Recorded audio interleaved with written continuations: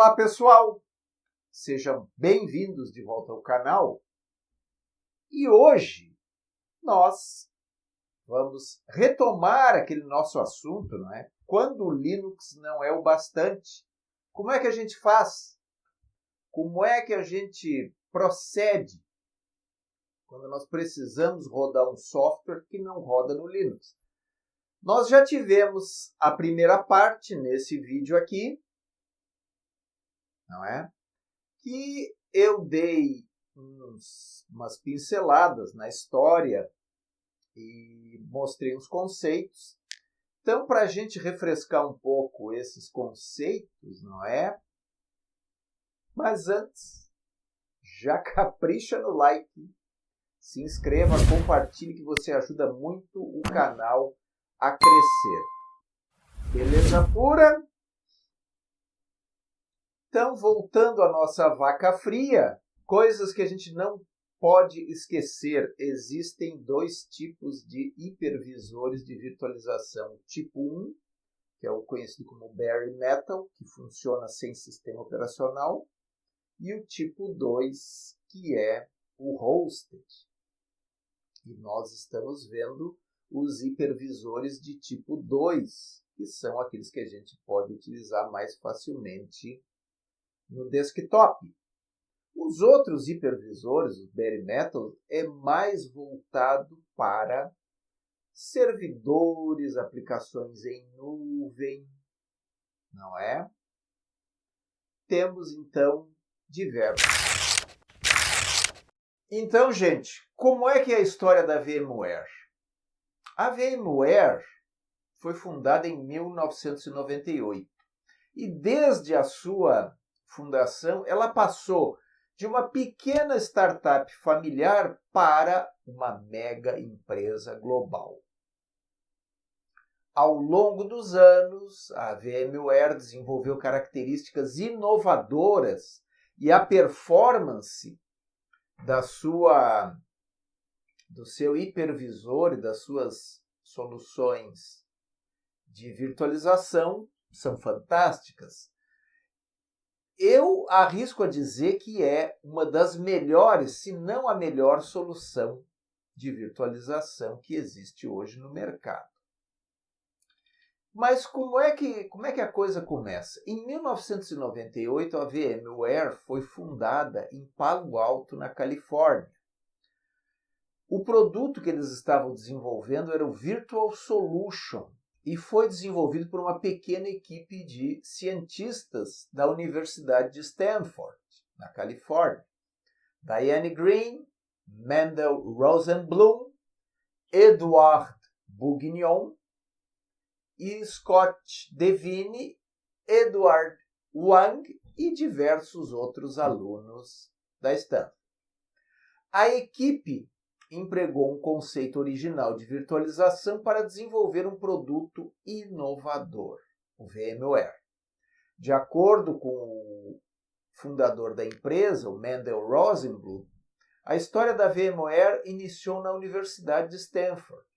O Rosenblum e seus alunos de pós-graduação estavam tentando criar um supercomputador. Durante o projeto, eles tentaram usar virtualização para executar diversos sistemas operacionais. O projeto foi um sucesso e atraiu o interesse externo, em um ponto que o Rosenblum e os seus alunos acharam que poderiam levar a público, ou seja, criar uma empresa em torno daquele produto. A Diane Green, uma cientista de computação e esposa do Rosenblum, levou a empresa VMware a público desde o primeiro dia.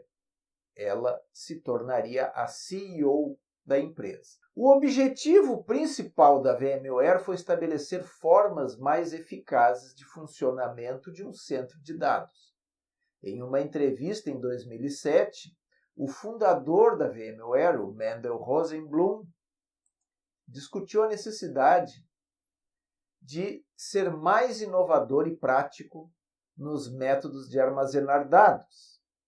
que você tinha eram pessoas e a colocação de serviços em servidores, de uma maneira que levou as máquinas a serem levemente carregadas e que elas estavam ociosas na maior parte do tempo. A coisa toda foi construída para um desempenho de pico e não uma utilização máxima.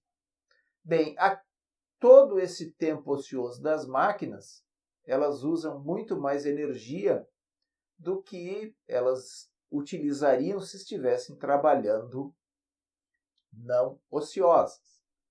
A saída disso foi criar um sistema de balanceamento de cargas baseado no VMware. Assim, o objetivo da VMware era conservar recursos de hardware, colocando mais carga de trabalho nos computadores individuais. Isso pode poupar energia, espaço e despesas. Mas como é que tudo isso começou? Em 1999 sai o primeiro produto, o VMware Workstation, que era para computadores de mesa. O primeiro produto da VMware foi o VMware 1.0. Ele pode executar vários sistemas operacionais em um único computador. Para executar o VMware 1.0, os requisitos básicos eram um Pentium 2 de 266 MHz de clock, 64 MB de memória, e como o VMware 1.0 você poderia executar o MS-DOS 6, o Windows 95 e 98, o Windows NT, o Red Hat Linux 5, o SUSE Linux 5.3 e os FreeBSD 2.28, 3 e 3.1. Em 1999, o VMware aumenta o suporte para as máquinas virtuais com até 2 GB de memória RAM. Em 2002, a empresa lança o seu primeiro hipervisor para servidores, para o mercado de data centers, que foi o ESX Server 1.5. O VMware ESX Server 1.5 foi lançado pela primeira vez em 2002. Este software é capaz de habilitar um usuário para executar máquinas virtuais em múltiplos servidores com diferentes sistemas operacionais em uma única peça de hardware. Isso reduziu significativamente o espaço de armazenamento e despesas com hardware no data center.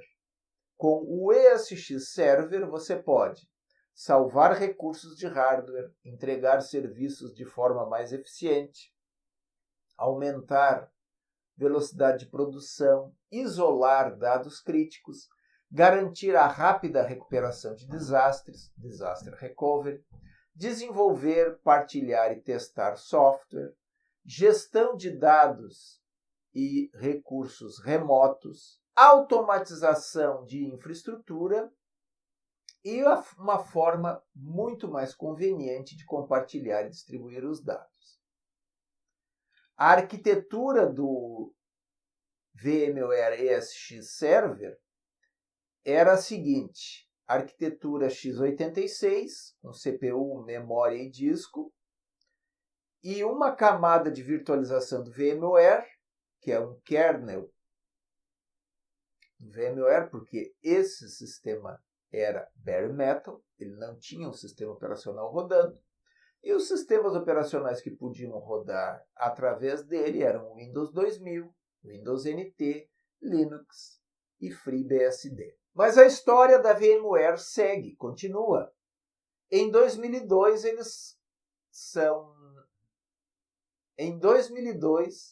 eles conseguem a sua primeira patente, 6397242, que é a patente de virtualização. A patente inclui um sistema que pode virtualizar um computador. O sistema inclui um hardware, processador de memória, um monitor de máquinas virtuais, o hipervisor, e uma máquina virtual. A patente foi concedida para Scott Devine, Mendel Rosenbaum e Edouard Bourignon, a equipe de desenvolvimento da VMware. Em 2003, a VMware apresenta o vMotion. O vMotion, o que ele faz? Ele verifica pontos ociosos em uma rede e transfere as máquinas, a carga de trabalho das máquinas virtuais em máquinas que estejam ociosas dentro de uma rede. Em 2003 ainda, VMware lança o vCenter 1.0, que é uma interface para controle de diversas máquinas virtuais num data center. Em 2003, a VMware começa a se destacar mundialmente, com conferências em Las Vegas, em Barcelona. Em 2005, a VMware expande para a Ásia e abre escritórios na China, na Índia. E o número dos empregados da VMware ao redor do mundo aumenta, chegando a 20 mil empregados em 2017. Em 2006, a VMware abre um escritório na Irlanda, com 5 funcionários, que hoje teria em torno de 1.000 funcionários. Em 2004, a EMC, que é uma empresa soluções de armazenamento de dados e de sistemas legados, adquire a VMware. E o diretor da EMC na época, o Joe Tucci, disse: eu estou com 59 anos de idade e o VMware foi a melhor aquisição que eu fiz na minha vida. Para vocês verem a importância dessa empresa.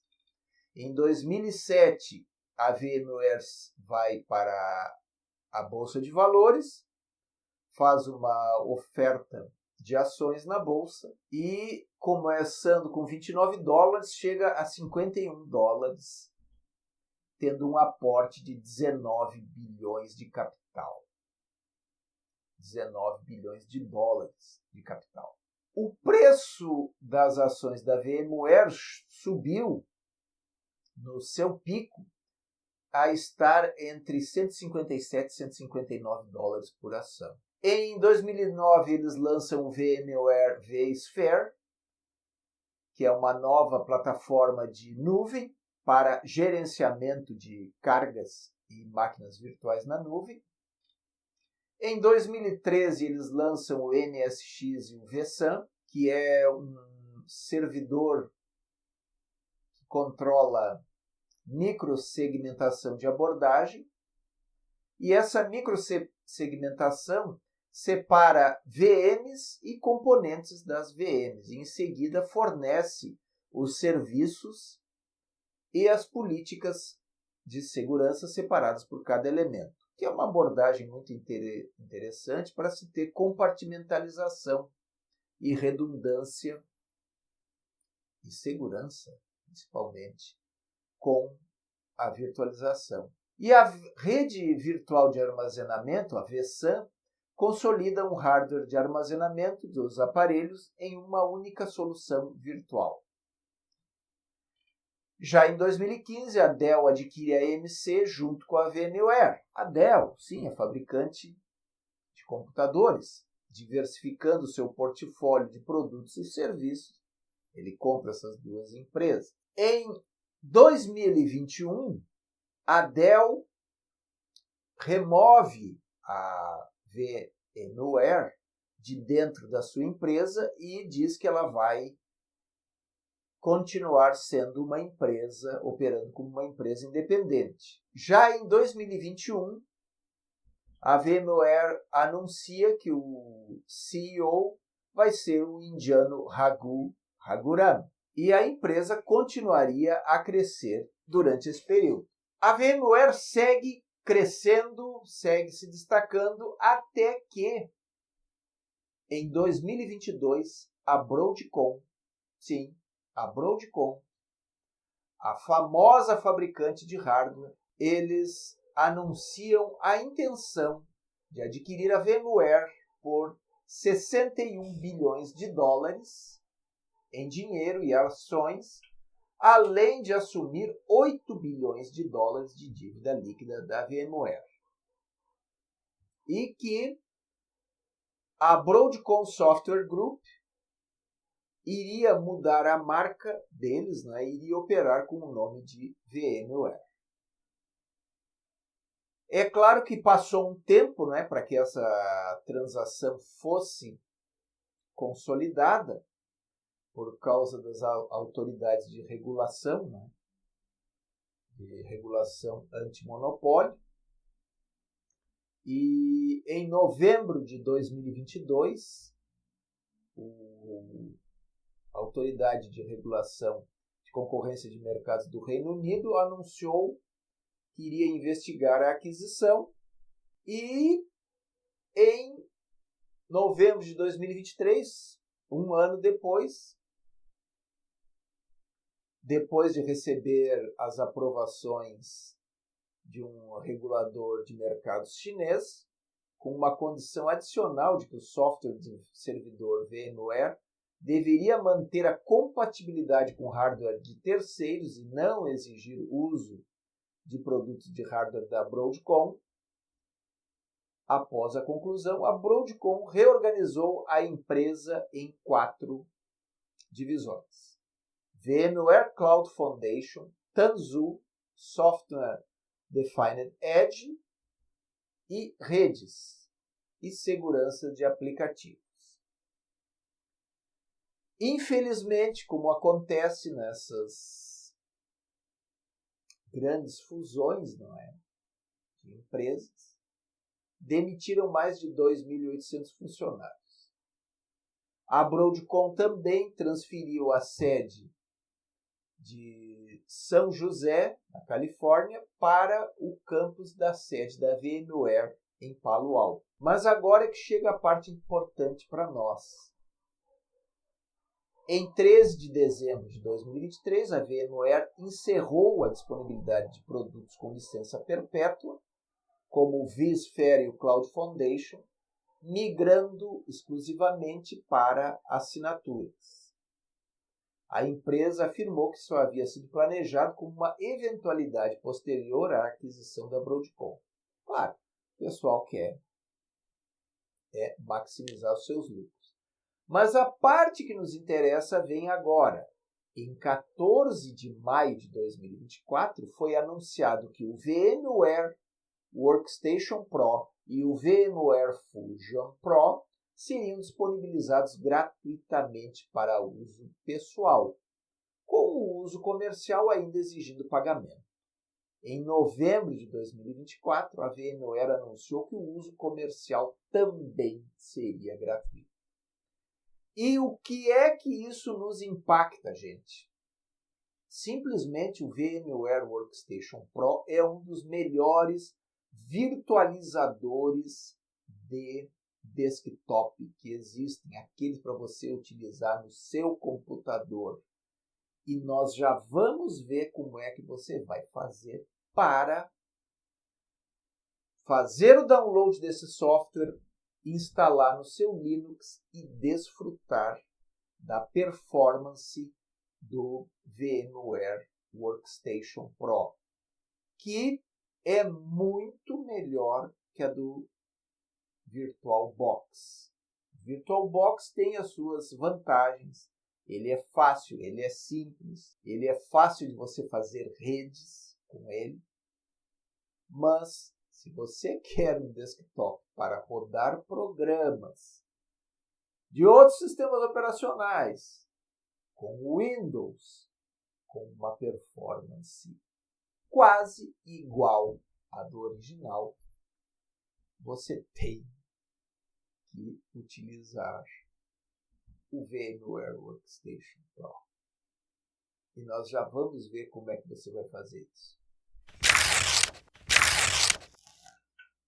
Então, gente, como é que a gente faz para instalar o VMware no nosso Linux? O VMware Workstation Pro. É simples, você vem aqui no site deles, você vem aqui,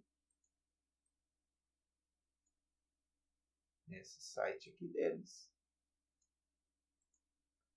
E vai em produtos. E aqui você vai para C Desktop Hypervisors, que é o que a gente quer. E aqui nós temos Download o Fusion e o Workstation. Ok? VMware Workstation para PC Pro. Isso aqui que a gente quer. Download now. Aqui, ó, eu já fiz o registro lá na Broadcom, na VMware. Então, eu tenho um nome de usuário e uma senha. E é a única coisa que vocês precisam fazer. Se registrar lá, aí vocês colocam que vocês são estudantes, não é que vocês são microempresários, desenvolvedores, autônomos, e que vocês precisam, não é, do software para estudar, para trabalho, não é? E aqui eu vou colocar que eu vou acessar. Perfeito? O que é que nós queremos? Ó? Queremos VMware Workstation Pro. Está lá embaixo, na página. Aqui, ó. Nós vamos pegar a versão mais recente, que é essa aqui, 25H2. Eu tenho essa versão Pro 17 instalada em outras máquinas. Mas aí, obviamente, eu vou fazer a instalação da 25H2 para vocês e depois eu vou atualizar dessas outras máquinas. Mas funciona do mesmo jeito. Ok? 25H2U1. Vocês baixem sempre a mais recente. Você tem que colocar que concorda com os termos e condições. Parará, parará, parará, parará, parará. É aqueles termos e condições que ninguém lê.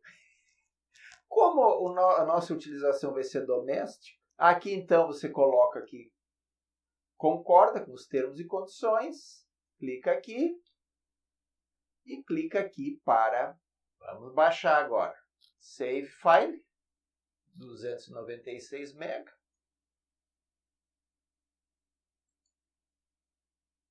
Foi rapidinho. Bom. E agora, nosso próximo passo é instalar o VMware Workstation no nosso Linux. Ok? Já vamos fazer isso agora. Então aqui, gente, eu estou na minha pasta de downloads, né? Aqui está o arquivinho. Só vamos dar uma olhada aqui se ele precisa ter o atributo de execução. Então eu abro aqui, dou um ls.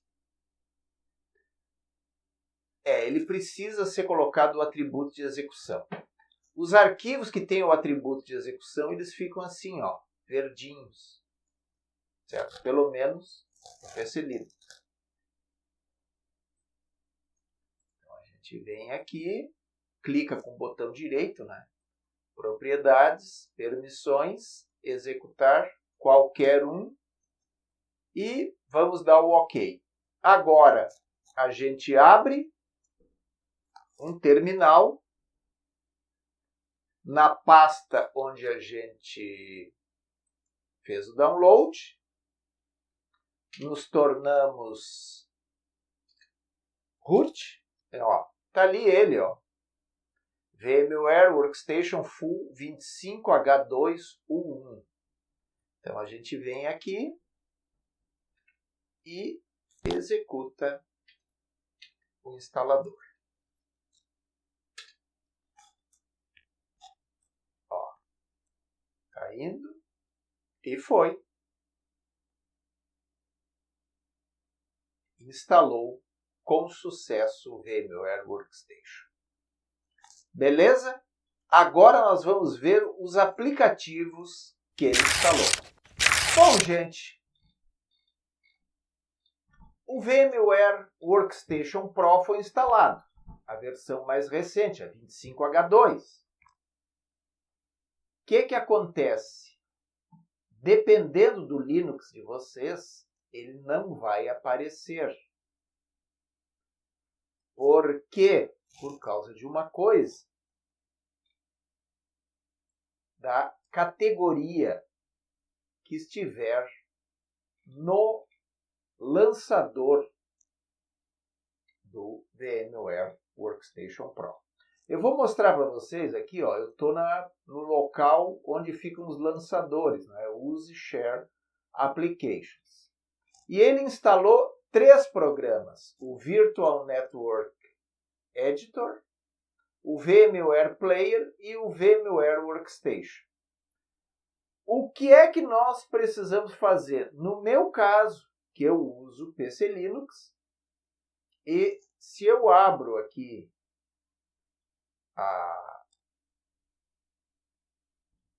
meu menu de programas, ó, os emuladores, ele não aparece aqui, ó. Ele não aparece. Por quê? Porque nós já vamos ver.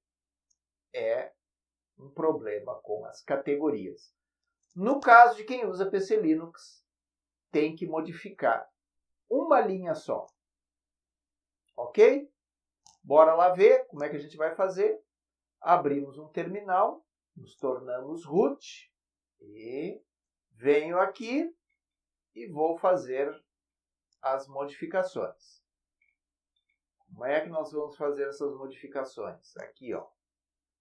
Virtual Network Editor, com o botão direito do mouse, abrir com editor de texto. Nesse caso, você precisa de um editor de texto para editar o lançador, ok?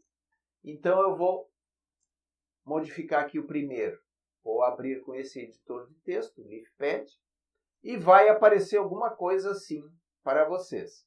O que vocês têm que modificar? Aqui, ó, categorias. No meu caso, eu tenho que colocar isso aqui. Xmandriva Linux, More Applications, Emulators. Eu coloco aqui, ó. Ctrl V, e aí eu ponho ponto e vírgula, né? E Ctrl S para salvar. Lembrando sempre que você tem que estar como root para que ele salve. Agora eu vou fazer a mesma coisa nos outros 2 programas. O VMware Player. Também vou modificar aqui categorias. Ponto e vírgula no final. Salvo. E o VMware Workstation. Abrir com o editor. Categorias. Salvamos. Ok? Vamos observar agora se funcionou. Bora lá ver. Mais programas. Emuladores.